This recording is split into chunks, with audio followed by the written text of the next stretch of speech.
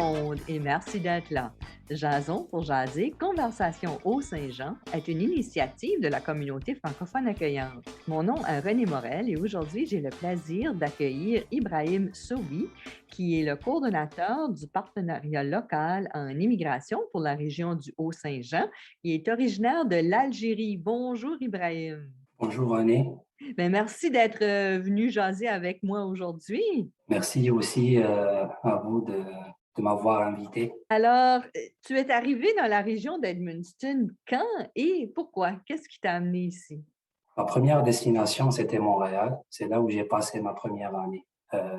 L'objectif, c'était de faire des études, vu que j'étais étudiant étranger. Mais malheureusement, j'avais pas l'occasion de me lancer dans mon programme à Montréal. Donc, j'ai rapidement changé de direction pour venir justement au Nouveau-Brunswick. Quand je suis arrivé en septembre 2013, j'étais un étudiant au CCMB dans le programme de la gestion de moyennes et petites entreprises. Pourquoi tu as choisi de rester ici après tes études? Pourquoi rester à Edmundston? Je pense que la raison est la même pour la plupart des gens, beaucoup plus pour les étudiants. Tout dépend des occasions qu'on va avoir après la formation. Donc, j'étais parmi ceux qui ont eu un emploi dans leur domaine juste après la graduation. Donc, c'était la raison pour laquelle j'ai décidé de rester à Edmundston. C'était dans ton domaine? Oui, je m'occupais de la comptabilité, la tenue de livre au sein d'un organisme communautaire à but non lucratif dans la région d'Edmundston, de juin 2014 jusqu'à novembre 2019. Alors, c'est donc depuis la fin de 2019 que tu es le coordonnateur du partenariat local en immigration. Parle-nous un petit peu de ton organisme. Donc, pour le partenariat local en matière d'immigration du Haut-Saint-Jean, c'est un mécanisme par lequel l'IRCC soutient le développement de partenariats dans les collectives et la planification de celles-ci en fonction des besoins des nouveaux arrivants. Donc, les plis visent à faire participer divers intervenants au processus de planification stratégique. Parmi ceux-ci, on compte des employeurs, des commissions scolaires, des chambres de commerce, les divers ordres de gouvernement, les associations professionnelles, les organismes ethno-culturels, les organismes religieux et les secteurs des services sociaux et communautaires. Aujourd'hui, on est environ 28 partenaires. Puis, c'est quoi l'objectif de ramener tout ce monde-là ensemble? L'idée, c'est de rassembler tous ces acteurs pour justement travailler ensemble et pour les mêmes objectifs et éviter de travailler en silo. Et qu'est-ce qui te passionne par rapport à ce travail-là? C'est le côté vécu en tant qu'immigrant. Donc, j'aime beaucoup partager mon expérience. Je me vois dans les nouveaux arrivants. Ça me fait penser à mon passé, mes débuts. Donc, c'était pas facile. Donc, il faut vivre pour le ressentir. Donc, il y a beaucoup de volonté pour aider ces gens. Les voir heureux dans leur processus, leur projet d'immigration, leur faciliter l'intégration. C'est parce que si on réussit à la démarche d'intégration simple et souple, on travaille déjà sur leur rétention. Donc, c'est qui est l'objectif final du partenariat local en migration du Haut-Saint-Jean. Et les plus grands défis présentement pour les nouveaux arrivants qui arrivent dans notre région? Les défis, le fait de venir s'installer ici, se lancer dans une nouvelle vie, estimer de réussir dans leur nouvelle terre d'accueil, c'est un défi. Donc, mais déjà avoir l'idée et avoir aussi la volonté de se foncer dans tout cela, c'est qu'il y a une preuve de détermination, de volonté. Chacun fait sa part du travail. De notre côté, c'est qu'on les aide pendant leur première démarche. De leur côté, il y a cette volonté, ils arrivent, ils veulent s'intégrer, ils veulent réussir. Le travail des deux côtés va amener certainement à la réalisation des objectifs. De notre côté, c'est avoir davantage de nouveaux arrivants dans la région et réussir à les retenir.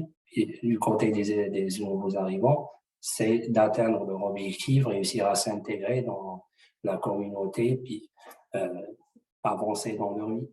Parle-moi un petit peu de ton parcours pour toi, les défis personnels que toi, tu as eus. Ta conjointe était au loin pendant plusieurs années. Comment tu as géré ça, personnellement? C'était une gestion au jour le jour. Là. Donc, on fixe nos objectifs et on fait notre part du travail qui est euh, être motivé, déterminé, persévérant. Donc, moi, j'étais aux études, certes, mais je participais à des rencontres, à des formations à l'extérieur du CMB. Donc, l'objectif, c'est de développer mon réseau personnel et professionnel. Puis c'est ça, en contrepartie, j'ai trouvé une communauté accueillante. Euh, c'est une relation là où ça prend les deux parties. C'est que de façon personnelle, oui, il y a des sacrifices à faire. Donc, j'ai vécu les premières 5 ans tout seul ici. C'était pas facile, mais ça fait partie de la game, comme on dit ici. Euh, mais c'est qu'il y avait des hauts et des bas. Mais une fois on atteint à chaque fois un de nos objectifs, ben, on oublie vraiment les bas. Puis tout le parcours devient une belle expérience, des souvenirs, fait des connaissances en bout de ligne. Puis c'est ça la joie de se foncer dans tout cela. Puis c'est qu'on arrive aussi à faire notre place, connaître des gens, puis avec le temps, on commence à se sentir chez nous. Tisser des liens, c'est important. Oui, effectivement, c'est les liens qui comptent pour un nouveau arrivant parce que on laisse tout derrière nous. Moi, c'est que j'avais aucun contact à Edmundston. Donc, pour mon cas, il y en a qui viennent à travers des références. Ils sont accueillis par des gens, tant mieux. Pour mon cas personnel, c'est que je connaissais personne.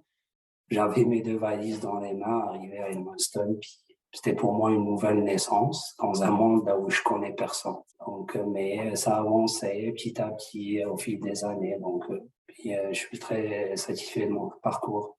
Parle-moi un petit peu de la région d'où tu viens en Algérie et la façon que ça fonctionne là-bas, comment que toi, tu as appris le français, parce que le français, c'est pas ta première langue. Non, c'est ma première langue étrangère, ma langue maternelle est bien l'arabe. Je suis natif de la ville de Azaba, une petite ville côtière qui se trouve dans le nord-est du pays. Donc, d'une façon globale, l'Algérie est le plus grand pays du continent africain, environ 2,4 millions de kilomètres carrés. Le climat est assez agréable, donc puis chaque région a son propre climat, donc on peut voir les 4 saisons en une journée à travers le territoire algérien. On est environ 45 millions par rapport à la population. On recense plusieurs origines telles que les Arabes, les Kabyles, les Chaouis, les Touaregs, qui vivent ensemble depuis plusieurs centaines d'années. Chaque région a son propre langage ou dialecte ou jargon, si on peut dire. Donc, comme moi, en tant qu'Algérien, je comprends pas forcément tout ce que les autres régions parlent, mais on a la langue officielle nationale arabe qui est la langue officielle. Et aussi du côté d'administration, il y a le français qui a adopté comme première langue étrangère. Donc, il y a ces 2 langues-là qui est un moyen de communication entre ces différentes origines qui se considèrent tous comme algériens. À partir de quel âge que tu as appris le français? J'ai commencé à étudier le français à l'école, deuxième, troisième année primaire. J'étais toujours orienté vers les langues. C'est ce qui m'a amené à l'apprendre aussi rapidement et aussi à la pratiquer avant de venir au Canada. Donc, c'est l'un des facteurs qui a contribué et et a facilité à mon intégration. Et maintenant, toi et ton épouse, vous êtes des citoyens canadiens et vous avez aussi 2 petits Canadiens à la maison? Oui, effectivement, deux petits Canadiens natifs d'Edmundston, justement. Donc, pour la culture, puis le maintien, ça commence à se faire. Donc, mes enfants sont quand même considérés en bas âge, donc ils sont moins concernés par ça. Ils sont assez jeunes, mais c'est sûr qu'à la maison, exemple, on parle par notre langue maternelle qui est l'arabe, puis on pratique nos traditions et nos coutumes. C'est sûr, on a l'idée de faire passer ça à nos enfants, tout en compte le milieu canadien dans lequel ils sont nés et ils vont vivre, ça c'est sûr. Donc, mais à un moment donné, c'est que on sert comme la passerelle par rapport à ça. Avant qu'on termine, notre petite jasette, vous avez un site web qui est en mode de développement. Effectivement, c'est dans le cadre du lancement officiel du partenariat local du Haut-Saint-Jean qui aura lieu le 13 janvier 2022. Donc, c'est un site qui contient plusieurs volets qui ont pour but justement d'orienter les nouveaux arrivants selon son statut, selon ses besoins. Donc, on trouve des informations pour les étudiants, pour les travailleurs, pour les gens qui désirent se lancer en affaires. On va aussi essayer de présenter différents endroits du Haut-Saint-Jean pour faire découvrir cette région à distance. Donc, un peu présenter la région d'Edmundston ou Madawaska, la Première Nation, Malécite. C'est un peu justement pour informer les gens qui veulent s'installer dans la région et aussi pour accompagner ceux qui sont déjà là ou sur le point d'arriver en lien avec leur démarche d'accueil et d'intégration. Alors, le site web sera en ligne à partir du 13 janvier, c'est ça? Oui, On va indiquer le lien dans la description de cet épisode-là. Alors, merci beaucoup, Ibrahim, d'être venu jaser avec moi aujourd'hui.